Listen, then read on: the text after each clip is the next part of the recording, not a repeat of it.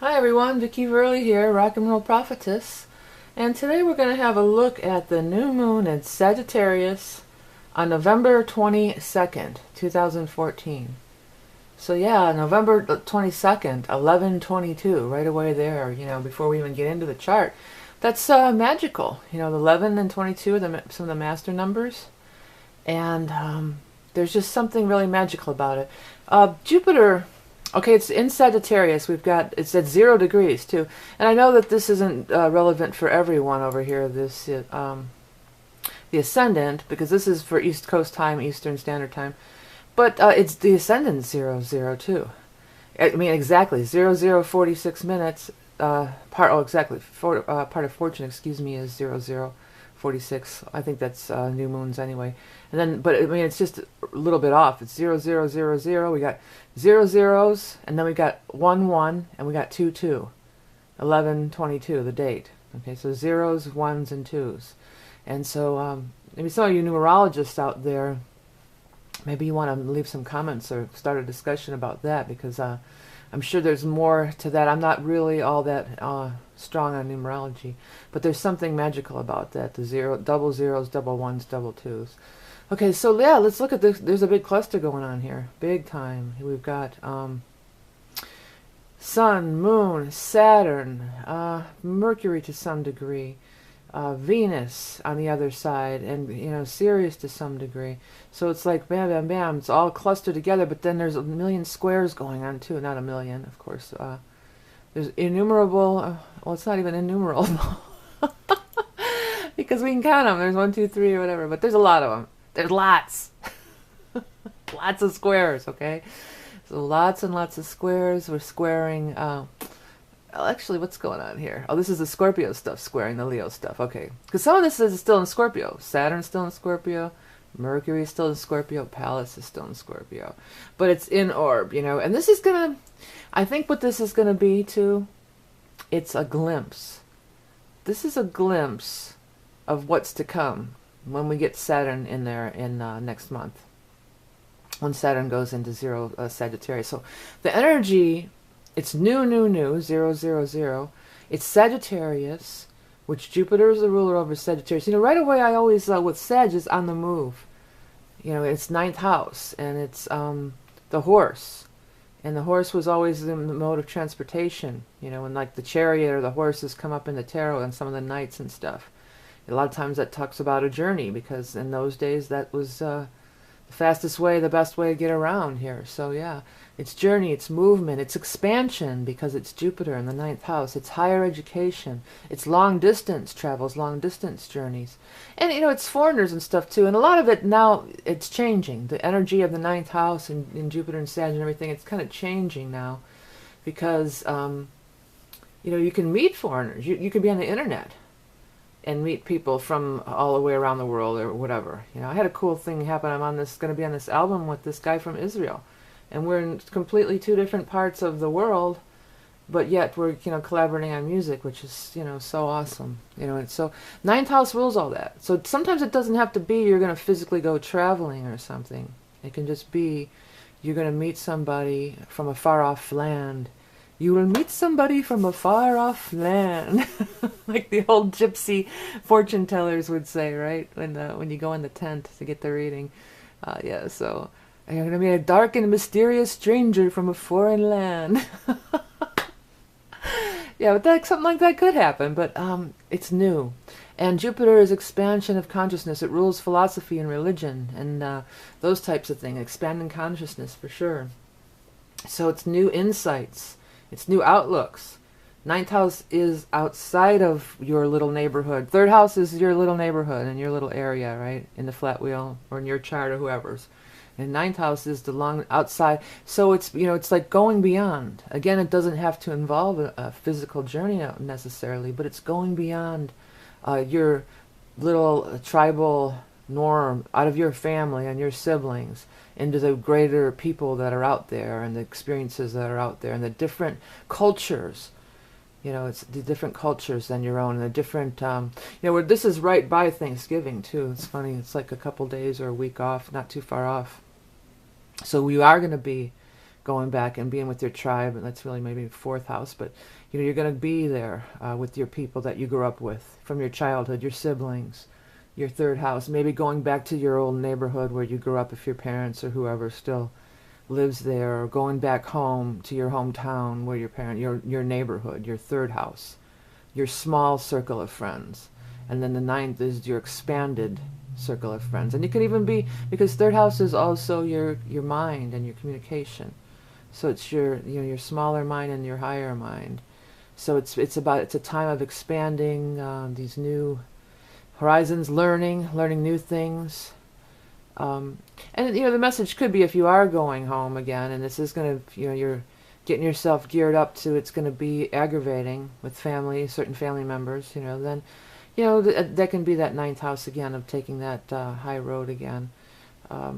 It's Sag too, it's the horses and the running, and it's the moving of the legs, so go for a brisk walk, go running, get on the treadmill or whatever, if that's your thing. But it's like you see the horses running, outside free in the wind. And so that's what I'm going. All this stuff here, we got Lilith too at 29 Leo. This is pretty intense here, or significant or something. So Lilith is moving out of Leo. Lilith the defender. Lilith... Lilith reminds me a lot of Scorpio too. It's very Scorpionic to me. That's my vibe on Lilith too, because Scorpios too are that way too. With other things that I've been discovering. Oops, sorry, hit that thing again. I can't get through a forecast these days without accidentally hitting that button, because I have a different weird mouse. That's why. But anyways, yeah. So Scorpionic. But Scorpios are pretty, no-nonsense people, too. They're not going to usually let anybody trample them down or make them a second-class citizen, which is, they're not, they're not like that. So there's a Scorpionic vibe about it. But anyways, 29. So this 29 Leo, I think isn't that Regulus, too? Because I'm wanting to talk about royalty or royal attitudes, and especially as it relates to the families that we might be seeing in these holiday seasons. Maybe somebody always was the big, the big dog or whatever in the family, and you put up with a lot of their stuff. With this 29, I just feel like they could be dethroned or something. And maybe sometimes Spirit shows me weird stuff to get me to say different things. It might be some kind of real dethroning of some sort, where the monarchy still exists or something like that. I mean, I don't often do world predictions, but I mean, I'm compelled to maybe say that to a ninth, countries away from, well, I guess if you live there, it's not away from you, but away from where I'm doing the forecast from, and here in America, we don't have the monarchies, so to speak. That's a whole nother conversation. But let's get back to the factor. I'm just feeling like, and I'm feeling more like sort of taken down a notch, no, we're not going to put up with your attitude anymore. You're not the queen anymore.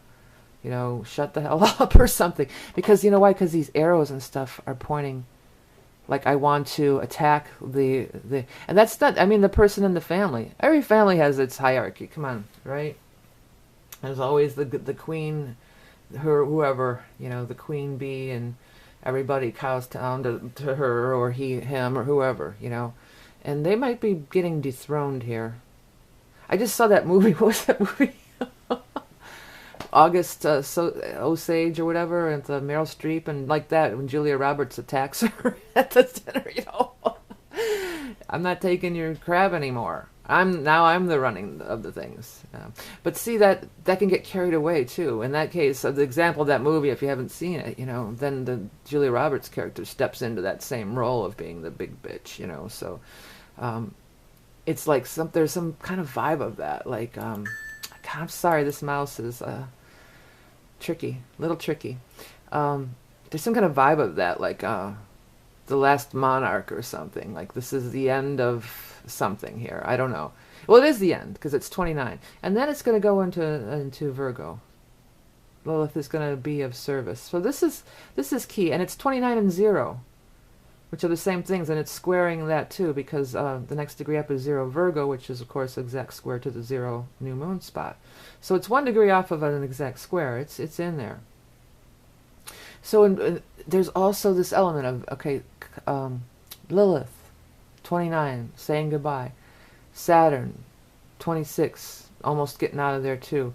And slower transiting planets. It's not like the sun or these faster moving ones. These are things, Saturn's been a couple years, 2.5 years or something. So we talked a lot about that in the last reading. I don't want to really get right back into that again. But yeah, so that's there. There's a lot of squares. So that whenever there's squares, and then it's squaring Neptune and Chiron down here.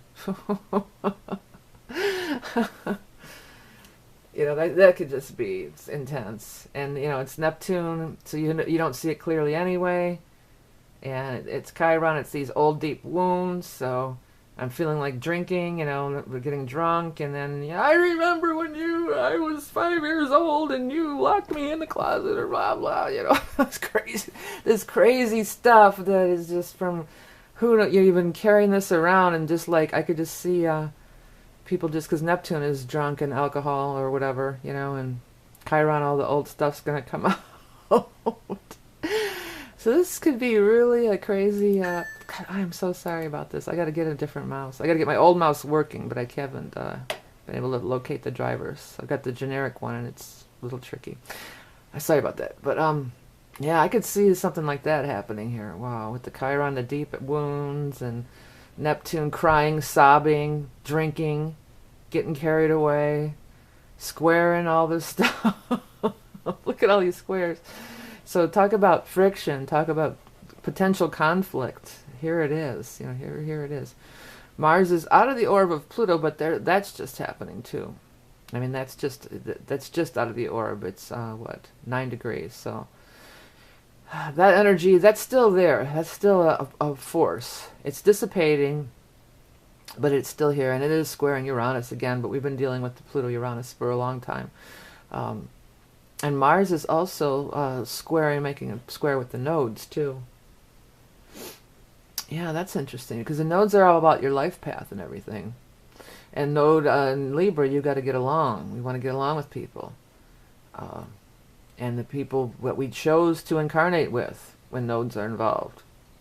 So your family, you definitely chose to incarnate with your family. And Mars squaring off with that. Like, I am gonna, fight you. I want to fight you. I have anger towards you. Unresolved anger.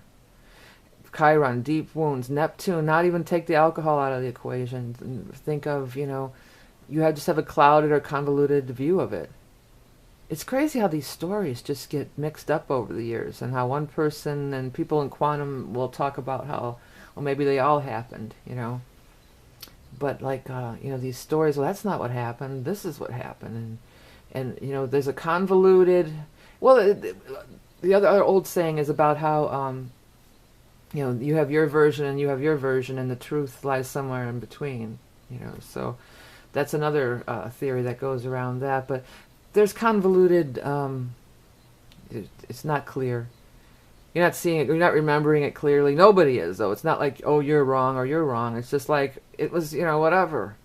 It was when we were kids. It was, and you're still hanging on to this crap. Because when you get with these family members, it all gets triggered. And you revert back to, babyhood or, juvenile behavior. And so in many cases, like we said before, it's in the exact same place. You're going back to your childhood home where and it just seems like it'll trigger it. And with all these squares, that's a definitely a potential there.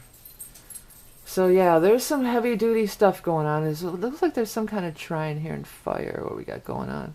Yeah, there is a grand trine in fire, and actually including Vesta, which is the home and hearth and the Vestal virgins and everything. And so there's something positive. And this Vesta is almost conjunct that galactic center. It's at 24, where the galactic center is 26 degrees. So there's that, trining up with Jupiter and the Lilith, and trining with the South Node. Well, some people might not count that because it's an asteroid and Vesta and the South Node. We're going to count that, but let's try to look at that. I mean, it's here. Let's try to, because this is the bright spot.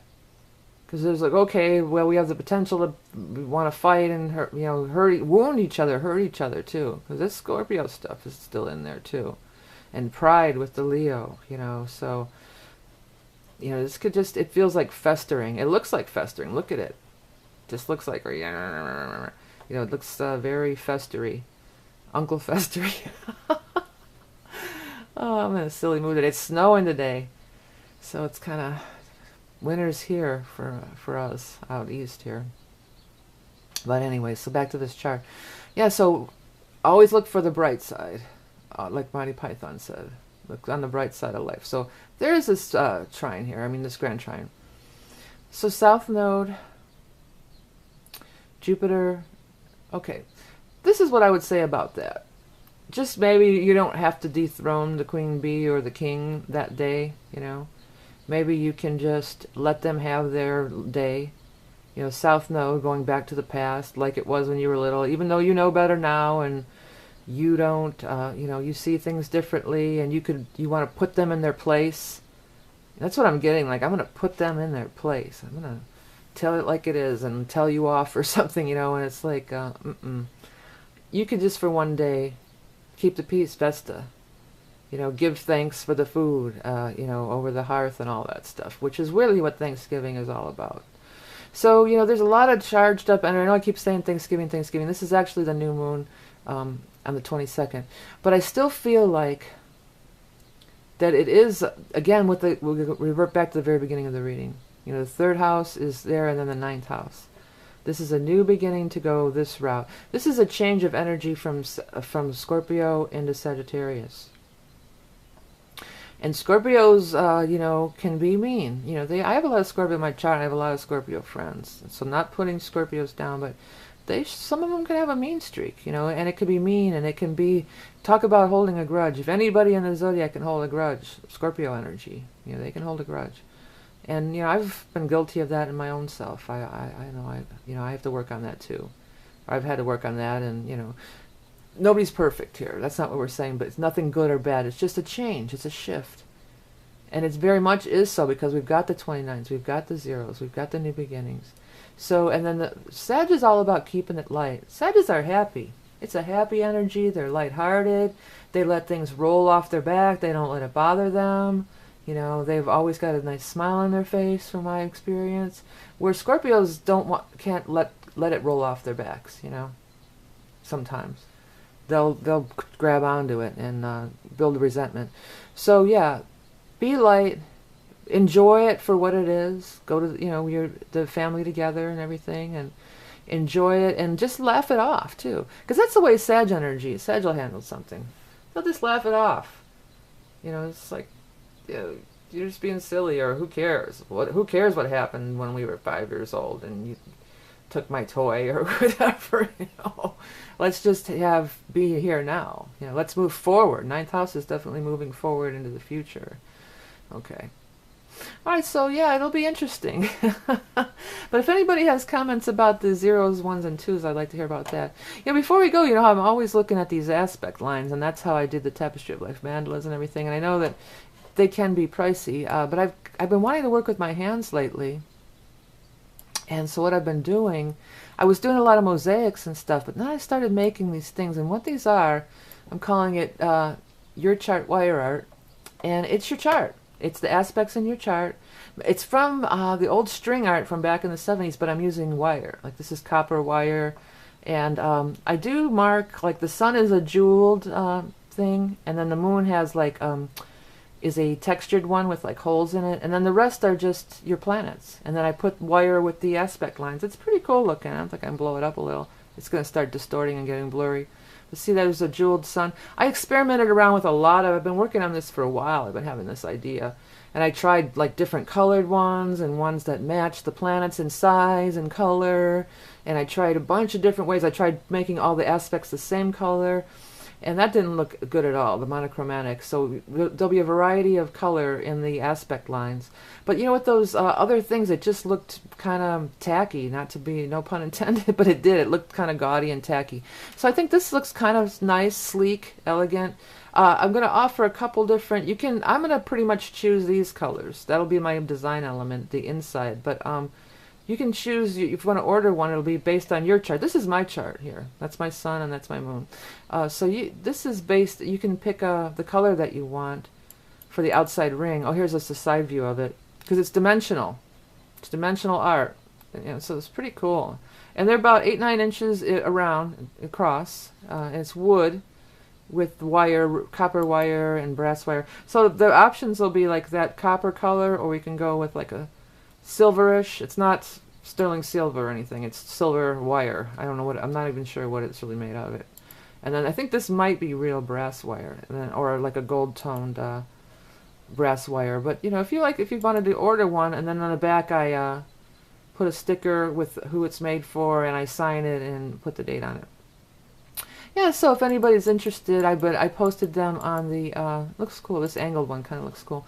I posted that along with all my other stuff on the Tapestry of Light site. If you go to Take Me to the Ordering page, it has everything here, the mandalas, here it is, your chart wire art. It's less expensive, it's under $100 even with shipping. I know the mandalas are more expensive, but they take a long time. This doesn't take all that long, and it's kind of relaxing. It's just working with my hands, which I'm really... For the time being, I'm really into doing. This is if you're in the U.S. and this is if you're in Europe, just because it's more to ship outside of the country. And of course, the readings are here, astrology reports, make a donation at the bottom, or you could just do that straight through my email, which I put up. And on my main page, of course, there's my other channels. First one is Learning Songs for Kids. It's all my children's music and some holiday music too, coming in that season. Happy New Year and Christmas music. Christmas time.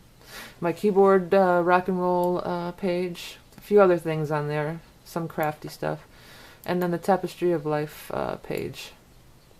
Okay, well, thank you all for watching and donating and liking and sharing of my videos, subscribing, and I want to wish everybody a happy holiday. Remember, you are love and light incarnated, love and beauty incarnated is what I usually say, right? And I'll speak to you soon.